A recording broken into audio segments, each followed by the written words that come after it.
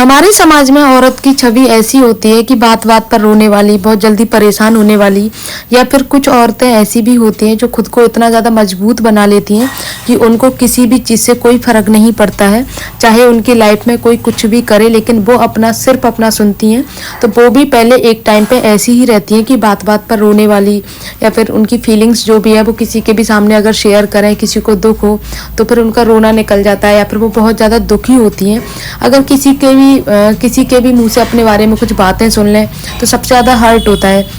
तो पहले मैं भी ऐसी ही थी कि मतलब अगर कुछ भी सुन लूँ या फिर कुछ भी ऐसा लगे कि मेरे लिए मतलब ये ठीक नहीं है, तो मतलब बात बात पर रोने वाली। मेरे ये था कि मैं बस अगर मेरे साथ में कुछ भी गलत हो रहा है तो बस मैं अपना ना बोलने की वजह से रो लेती थी कि मतलब मेरे ही साथ ऐसा क्यों, मेरे ही साथ ऐसा क्यों, मैं ही क्यों इस सब चीज़ के लिए। लेकिन फिर धीरे धीरे ना सारी चीज़ें समझ में आने लगती हैं कि कौन क्या है, कैसा है। वो सारी चीज़ें आपको लाइफ में जैसे जैसे आप मैच्योर होते जाते हो ना, वैसे वैसे सारी चीज़ें समझ में आने लगती हैं। तो आज के टाइम में मुझे ऐसा हो गई हूँ मैं, मतलब कि मुझे कोई भी फ़र्क नहीं पड़ता है कि कौन क्या कहता है मेरे बारे में, क्योंकि जब हम कुछ भी काम स्टार्ट करते हैं ना तो वो खुद का पहले मन बना चुके होते हैं कि हमें ये काम करना है। हमें पता है ना, जब मैंने यूट्यूब स्टार्ट किया था ना, मैंने बहुत सारी नेगेटिविटी झेली थी कि यूट्यूब का वीडियोज बनाना वगैरह। आप लोगों को बता दूं, सोशल मीडिया एक ऐसा प्लेटफॉर्म है जहां पे हर कोई सोशल मीडिया पे है, यहाँ तक कि बच्चे से लेके बूढ़े तक सब लोग सोशल मीडिया यूज करते हैं। कोई फेसबुक, कोई इंस्टा, कोई व्हाट्सएप। बहुत मतलब ये लगा लो शायद ही 1% लोग ऐसे होंगे जो सोशल मीडिया पे मतलब यूज़ तो करते हैं, लेकिन अपने फ़ोटो वीडियोज़ वगैरह अपलोड नहीं करते होंगे। बाकी सब लोग अपने फ़ोटो वीडियोज़ वगैरह अपलोड करते हैं, लेकिन सिर्फ मुझसे ही दिक्कत होती थी। लेकिन मैं अपना ना मन बना चुकी थी कि मुझे अपना यूट्यूब करना है। पहले मैंने कुछ टाइम पहले स्टार्ट किया था यूट्यूब कोविड के टाइम पे, लेकिन कोविड के टाइम पे ना सिचुएशन बहुत ज़्यादा क्रिटिकल हो गई थी, क्योंकि कोविड बहुत ज़्यादा फैल रहा था उस टाइम पे। तो फिर मुझे बंद करना पड़ा।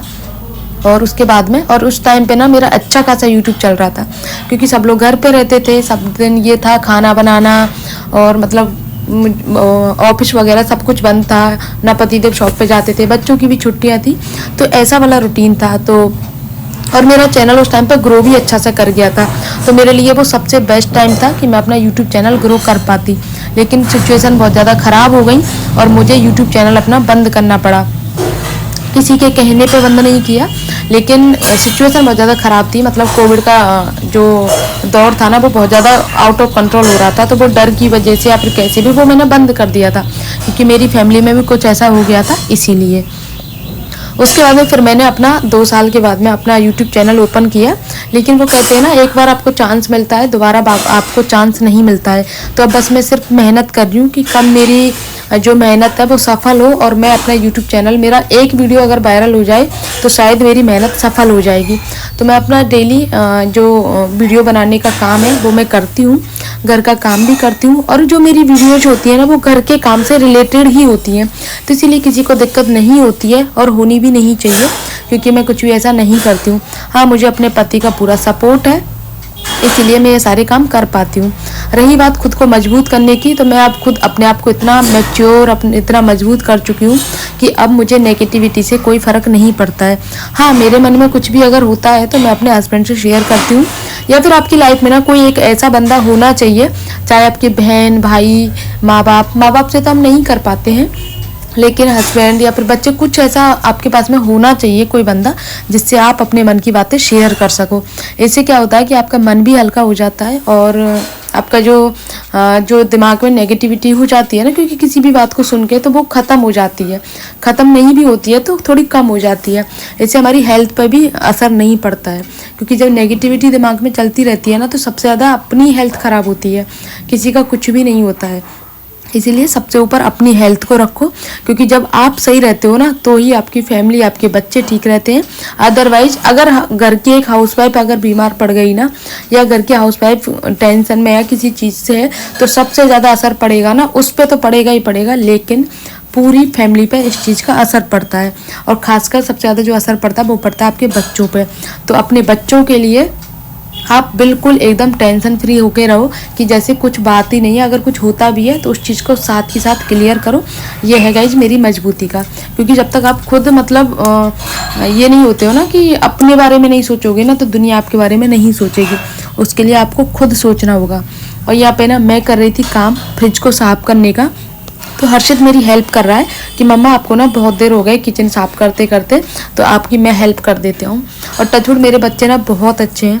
जब भी मेरी तबीयत ख़राब होती है, सिर में भी दर्द होता है ना, तो दोनों बच्चे आके बोलते हैं मम्मा आपका सिर दबा दूँ, मम्मा पापा को फ़ोन कर दें, पापा आ जाएंगे, आपको दवाई दे देंगे, या फिर कुछ भी मतलब ऐसी केयर करते हैं जैसे कोई बड़ा आदमी केयर करता है ना वो मेरे लिए इतना मतलब भगवान का मेरे लिए इतना बड़ा वरदान है ना। मेरे बच्चे मेरे लिए बहुत ज़्यादा, मैं इनके लिए कुछ भी कर सकती हूँ, कुछ भी। एक माँ होने के नाते मैं गुस्सा भी करती हूँ, प्यार भी दिखाती हूँ। और हाँ, मैं जैसे इन पे कई बार ये मुझे परेशान करते हैं तो मैं इनके पापा से कह देती हूँ। तो जैसे शाम को पापा आते हैं ना, तो उससे पहले मैं अगर जैसे वो डांटते हैं, इनको कुछ भी समझाते हैं, तो मेरे पास में आ जाते हैं, मम्मा प्लीज़ आप बचा लो ना, मम्मा प्लीज़ आप समझा दो ना, अब नहीं करेंगे मम्मा प्लीज़। इनकी ये आदत होती है, क्योंकि मुझे पता है ना, इनको पता है कि पापा थोड़े से स्ट्रिक्ट है, और स्ट्रिक्ट होना भी चाहिए, क्योंकि माँ बाप में से किसी एक को स्ट्रिक्ट होना पड़ता है बच्चों को सही राह पर लाने के लिए। तो यहाँ पे मेरा पूरा फ्रिज हो गया है क्लीन, और बिल्कुल एकदम येलो येलो जो स्पॉट हो जाते हैं ना, वो बिल्कुल ख़त्म हो गए हैं, क्योंकि मैंने नींबू से रगड़ के साफ़ किया था। उसके बाद मैं गेट पे, फ्रिज के गेट पे आधा कटा नींबू रखती हूँ, जिससे क्या होता है कि स्मेल नहीं होती है फ्रिज में। और जब स्मेल नहीं होगी तो आपका फ्रिज भी एकदम बढ़िया रहेगा, क्योंकि फ्रिज में खाने पीने की चीज़ें रहती हैं, तो उसको साफ़ सुथरा रखना भी हमारा फर्ज बनता है।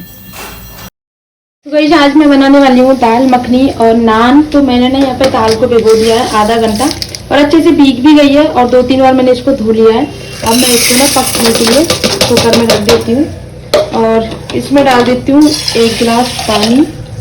और उसके बाद में मुझे डालना है इसमें नमक। तो गाइस यहाँ डाल देती हूँ मैं आधा चम्मच नमक, साथ में इतना सा 1 चुटकी बेकिंग सोडा, ठीक है। इसमें रख देती हूँ इसको, तब तक मुझे अपनी ना चाय पीनी है, क्योंकि मेरी चाय रखी हुई है, तो पहले मुझे अपनी चाय पीनी है। फिर मुझे मैदे का मतलब मैदा लगानी है, और फिर पापा के लिए आटा लगाना है। पापा बोल के गए हैं मेरे लिए नान का मतलब मैदे का मत लगाना, आटे का लगाना। मैंने बोला ठीक है। और फ्रिज में ना दही ऐसा जमा हुआ था, मैंने बाहर निकाल के रख दिया है। कम से कम थोड़ा सा, ज़्यादा नहीं तो थोड़ा सा रूम टेम्परेचर पे आ जाएगा ना, तो आटा लगाने में सही रहेगा। पहले चाय पी लेते हैं गाइस।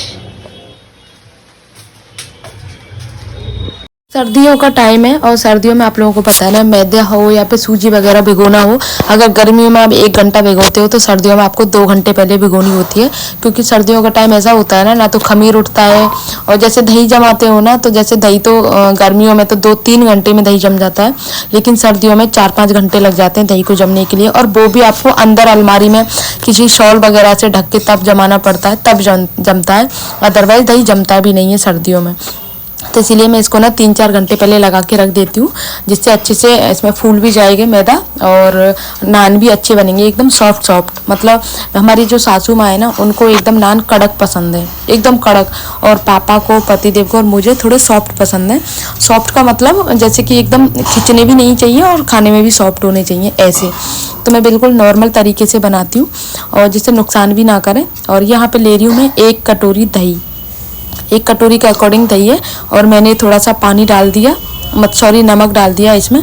और दही मैंने ना 1 घंटे पहले निकाल के रख दिया था, लेकिन फिर भी दही में इतनी ज़्यादा बर्फ़ जमी हुई थी, तो वो हाथों में ना ऐसे तलवार की तरह लग रही है, क्योंकि आजकल फ्रिज, एक तो मौसम बहुत ठंडा है फ्रिज में, और ऊपर से फ्रिज में भी रखा हुआ था दही, तो बहुत मतलब बर्फ़ जमी हुई है इसमें। आटा लगाने में बहुत ज़्यादा दिक्कत हो रही है मुझे, ऐसा कटे कटे से हाथ हो रहे हैं, जैसे कि कुछ नुकीली चीज़ों से हाथ करते हैं उस तरह से। तो इसका आटा मुझे थोड़ा सा टाइट लगाना है, जैसे नॉर्मल आटा लगाते हैं ना, उससे थोड़ा सा टाइट लगाना है, जिससे हमारे नान थोड़े से सॉफ्ट बने, और बिल्कुल एकदम जैसे बोलते हैं ना, थोड़े गीले गीले से ऐसे ना बने। तो पहले मैं आटा लगा लेती हूँ, और उसको फिर ढक के रख दूँगी। तब तक मेरी जो दाल मखनी है वो बन रही है, मतलब उबल रही है अभी कुकर में। तो 3-4 सीटी आएंगी, क्योंकि मैंने अभी बनाने के लिए रखी है ना, इसीलिए। मैदा लगाने के बाद में साथ में मैं आटा लगा लेती हूँ, क्योंकि हर्षित को भी खाना रोटी ही दूंगी मैं, क्योंकि उसको बहुत जल्दी पेट में दर्द हो जाता है। तो यहाँ पे पापा के लिए और हर्षित के लिए दोनों के लिए मैंने आटा लगाया है। वैसे हर्षित खा लेता है नान वगैरह, लेकिन फिर भी उसके लिए एक रोटी बना दूंगी और ओवन में ही बनाऊंगी रोटियाँ भी, जिससे टेस्ट भी आ जाएगा। ओवन की रोटी का अच्छी लगती है, बहुत टेस्टी लगती है। और आजकल सर्दियों में तो ना कुछ भी बनाओगे वही अच्छा लगता है खाने में, बनाने में भी मज़ा आता है अगर खाने वालों को अच्छा लगे तो यहाँ पे मैं अब दाल मखनी बनाने की तैयारी कर रही हूँ। और यहाँ पे मैंने एक बड़ा चम्मच घी लिया है, और घी जो है मैंने घर का ही यूज कर रही हूँ। दाल मखनी हो, पाव भाजी वगैरह बनाना हो, इन सारी चीज़ों में मैं घर का घी ही यूज करती हूँ। तो मैंने यहाँ पे एक बड़ा चम्मच घी ले लिया है, और ऑलरेडी कढ़ाई गर्म है तो बहुत जल्दी मेल्ट हो गया घी। और उसके बाद में फिर मैं डालूँगी इसमें 2 तेज़पात के पत्ते, 2 लौंग और 3-4 काली मिर्च, क्योंकि कुछ भी स्पेशल बनाती हूँ ना तो खड़ा गरम मसाला चाहिए होता है, इससे टेस्ट अच्छा आता है। और मेरे घर में तो गरम मसाले का वैसे भी बहुत ज़्यादा शौक है। उसके बाद में डाल दिया जीरा, और जीरे के साथ में फिर जो मैंने टमाटर की प्यूरी बना के रखी है ना उसको डाल दूँगी, और इसको 5 मिनट तक ऐसे उबलने देती हूँ, जिससे कि ग्रेवी पक जाए हमारी। ग्रेवी हमारी बहुत अच्छे से पक चुकी है, 5 मिनट हो गए हैं। अब इसमें मुझे फ्रेश मलाई ऐड करनी है, जो मैंने अभी थोड़ी देर पहले निकाली थी। तो 1 चम्मच ही मलाई फ्रेश है, और मैं बासी मलाई यूज नहीं कर रही यहाँ पे, बिल्कुल एकदम ताज़ा मलाई यूज कर रही हूँ, क्योंकि मैं मार्केट का कुछ भी यूज नहीं करती हूँ। पनीर बनाना हो या फिर कुछ भी बनाना हो, सारी चीज़ें मैं घर की ही यूज करती हूँ। तो यहाँ पे 1 चम्मच थी मेरे पास में, तो मैं 1 चम्मच ही मलाई ऐड कर रही हूँ इसमें। और ये भी 2-3 मिनट तक इसको पकाने के बाद में जो हमारी दाल मखनी बन के रेडी हो गई है, मतलब पक के रेडी हो चुकी है मखनी दाल, उसको इसमें ऐड कर देते हैं। और फिर मसाले वगैरह ऐड कर दूंगी। मसाले ऑलरेडी मैं डाल चुकी हूँ, और उसको उबलने देते हैं 5 से 7 मिनट तक। मेरी दाल मखनी बनके रेडी हो गई है, और नान मुझे बाद में बनाने हैं, क्योंकि भोग लगाना है ठाकुर जी का। तो अभी बच्चे नहीं हैं, स्वरा नहीं है, स्वरा ट्यूशन गई है। जब वो आ जाएगी तब मैं ठाकुर जी का भोग लगाऊंगी, क्योंकि गरम गरम वो भी खा लेगी। और अभी मैं जा रही हूँ दर्शन करने के लिए। वैसे मैं और दिन से थोड़ा सा लेट हो गई हूँ, क्योंकि यहीं पे मुझे घर पे ही 6 बज गए हैं। और आज को पता है ना, आजकल बहुत जल्दी अंधेरा हो जाता है। और ख़ासकर मैं जिस मार्केट से जाती हूँ ना, वहाँ पे एक तो ट्रैफिक बहुत ज़्यादा रहता है, और सब्जी मंडी वाली मार्केट है, तो ऑलरेडी आपको पता है ना भीड़ रहती है, और गाय वगैरह घूमती हैं, तो उनसे भी मुझे डर लगता है।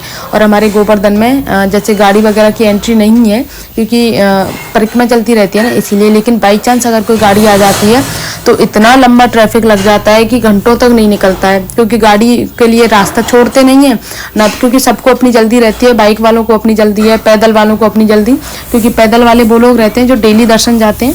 तो हमारे यहाँ पे ना कोई भी घर पे शाम को घर पे नहीं रहते, मतलब सब दर्शन जाते हैं, क्योंकि शायद ही कोई ऐसा बंदा होगा, गोवर्धन की बात कर रही हूँ, शाम को दर्शन नहीं जाते हैं। सब लोग शाम को दर्शन जाते हैं दान घाटी के, तो इसीलिए ज़्यादा भीड़ हो जाती है। तो अभी मैं तैयार हो गई हूँ और चलते हैं। हर्षित को लेके जाऊँगी, वो नहीं मान रहा है, वो पीछे से मुझसे लग रहा है मम्मा प्लीज़ कई दिन हो गए मुझे ले चलो, मैं आपको ना परेशान नहीं करूँगा। तो मैंने बोला ठीक है, और चलो चलते हैं। और मैं आपको बता दूँ, जब मैं इसको लेके गई थी ना हर्षित को, तो जिस डर था ना मुझे जिस चीज़ का, वही हुआ था मेरे साथ में। मतलब एक गाड़ी फंस गई थी वहाँ पे, जिस मार्केट से मैं गई थी वहाँ पे, और मतलब हम लोग खड़े हुए थे, बहुत सारी भीड़ थी, काफ़ी लंबा ट्रैफिक लगा हुआ था, और मतलब रॉन्ग साइड से और एक बड़ा वाला जो साड़ होता है ना वो आ गया था। पूरे मतलब ऐसा हड़कंप मच गया था, मतलब लोग दुकानों के ऊपर चढ़ गए थे, क्योंकि इधर उधर दोनों तरफ दुकानें थी ना उस पर।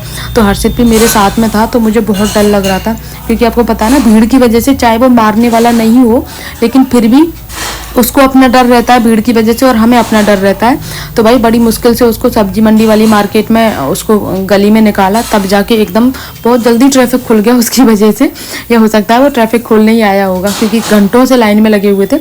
मुझे भी 15 मिनट हो गए थे खड़े खड़े, लेकिन नहीं हो रहा था मतलब निकलना, क्योंकि पूरा जाम लगा हुआ था इस वजह से। और जब बच्चों को लेके जाती हूँ ना तो मुझे बहुत डर लगता है, इसीलिए मैं इनको छोड़ के जाती हूँ, लेकिन मानता नहीं है तो फिर लेके जाना पड़ता है मुझे। और अंधेरे में तो मैं वैसे भी नहीं जा सकती, खुद मुझे डर लगता है इन गाय वगैरह से। तो जब मैंने घर पे आके बताया था ना, तो पति बोल रहे थे कि तू जाए तो या तो टाइम से जाया कर, या फिर हर्षित को छोड़ के जाया कर, क्योंकि स्वरा तो ट्यूशन चली जाती है, हर्षित रहता है मेरे साथ में, तो इसको छोड़ के जाया कर, क्योंकि ये भी शैतान है। और देखो गाय भैंस वगैरह का पता नहीं चलता है, क्योंकि जानवर ही तो हैं, तो इसीलिए अपनी सेफ्टी खुद अपने हाथों में होनी चाहिए। तो इसको कल से नहीं लेके जाऊँगी मैं। तो इसको भी तैयार कर देते हैं और इसको भी लेके चलते हैं गाइस।